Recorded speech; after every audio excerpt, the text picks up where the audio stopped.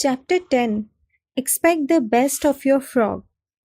The primary reason that people are unhappy today is because they are still angry with someone who did or did not do something to them or for them in the past. They still have not forgiven another person for a mistake they feel that person made or a wrong they feel that that person inflicted upon them. The developing personality. When you were a child, your parents took care of everything. They fed you, bathed you, clothed you, took you to school, picked you up, and watched over you. At an early age, most children get the feeling that they are surrounded by the arms of a protector who is all knowing, all powerful, and all wise. As a result, children come to expect that they live in a rational, logical, and orderly universe where their all knowing parents care for them, protect them, and make the best decisions for them.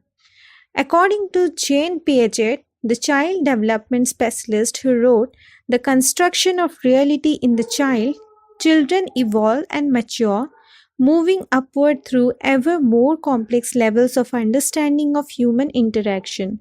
At stage 4 of this development process, early in life, children expect everything to be fair and just.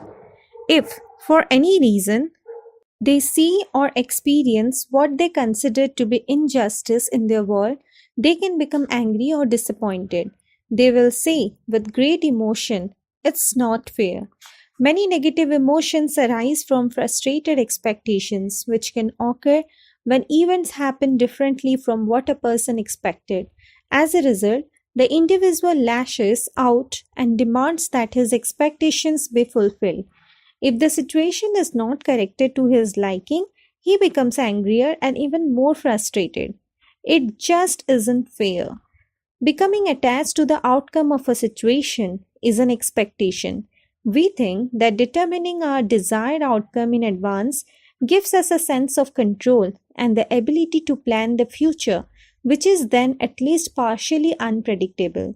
The rule is to be clear about what you want but be flexible about the process of achieving it.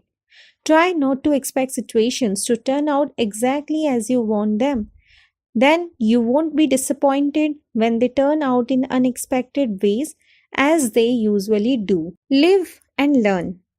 As children grow and mature, they learn that life is not black or white, but many shades of grey. They experience a series of ups and downs where sometimes their parents make the right decisions and sometimes they don't. However, many children fixate at a particular level of emotional development, expecting and then demanding that life be fair, just, consistent, and predictable. Once fixated at this level, they can grow up to be adults who demand that life to be consistent and predictable. When it is not, they become angry, frustrated, and often depressed. One of the most important qualities to develop is the ability to tolerate frustration. Many parents are taught to wait and watch as their children figure out how to do something. When parents rush into too soon, not allowing their children an opportunity to feel frustrated and use their own critical thinking to solve the problem, those children can become fixated and never learn to tolerate frustration enough to resolve their own problems. When things don't go as planned, they often become anxious and angry. The fact is that human beings are imperfect. Every individual and every organization consisting of individuals is imperfect. We all make mistakes. We do wicked, senseless, brainless, foolish, and cruel things. This is the way the world is and has always been. To expect otherwise is to quote eternal frustration and doubt. Many people, while growing up, get the idea that the world is supposed to unfold in a particular way. If it does not, instead of adjusting and adapting, they become angry and frustrated and determined to either impose their will on their world or make other people behave in a way more in harmony with what they expect. The world we live in. The idea that the world is supposed to be fair and just, the definitions of which are constantly changing and never clear, leads to negative emotions that erupt in personal, political, and social discontent. Many people are perpetually unhappy because they feel that life is not fair and someone is to blame. This leads to the development of two of the worst negative emotions, envy and resentment, always directed at someone who is perceived to be guilty of something. Envy and resentment, even though aimed at others, actually arise from deep feelings of inadequacy and inferiority on the part of the person experiencing the emotions. Envy and resentment seem to go around together, arm in arm, like twins. They feed on and reinforce each other. The worst of the seven deadly sins. Envy is the only one of the seven deadly sins for which there is no payoff for the envious person. Someone can envy another person to the point of being furiously angry inside or even demonstrating in the streets, but it has no effect on the target and it gives no benefit or pleasure to the person obsessed with the envy.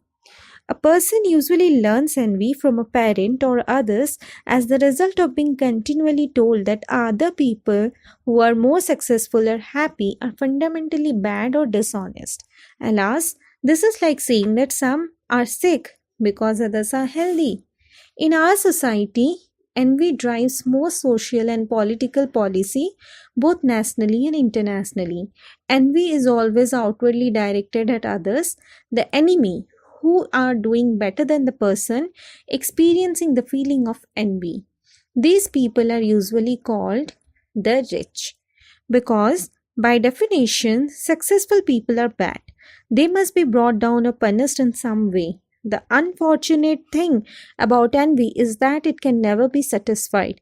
If anything, envy grows and becomes worse over time, and it causes far more damage to the possessor of the emotion than to the person or group at whom it is aimed. Admiration versus envy.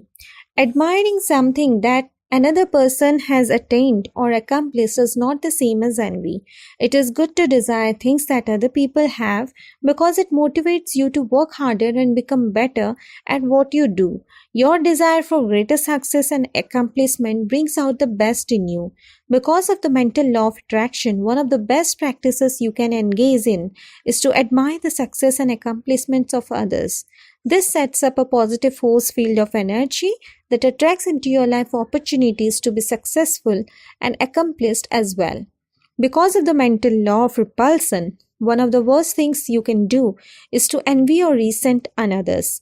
When you do, you set up a force field of negative energy that drives away and repels success and happiness from your own life. The misunderstanding of this basic concept is a major reason for frustration, failure, and unhappiness in the lives of so many people. By their negative thinking about others, they are actually sabotaging themselves. Resentment eats you up inside. The twin sister of envy is resentment. Resentment also arises when people feel that someone else has achieved or is enjoying better conditions than they are. Certain political philosophies require an enemy, someone at whom envy and resentment can be directed to justify the political policies or platform of the party leaders and supporters. Don't allow yourself to be trapped in the emotional quicksand of resentment because of what others say. The key to eliminating the negative emotions of envy and resentment is to always want for others what you want for yourself. If people are doing better than you are in some way, wish them well and admire their success. Think about what you could do to emulate them to achieve the same level of accomplishment. In this way, you set up a force field of positive energy that attracts ideas, people, and resources into your life to achieve the same successes you admire in others. Now do this. Identify one or more people whose success you admire and think of something you could learn from them to achieve greater success in your own life. Resolve from now on never to envy or resent those who are more successful than you are.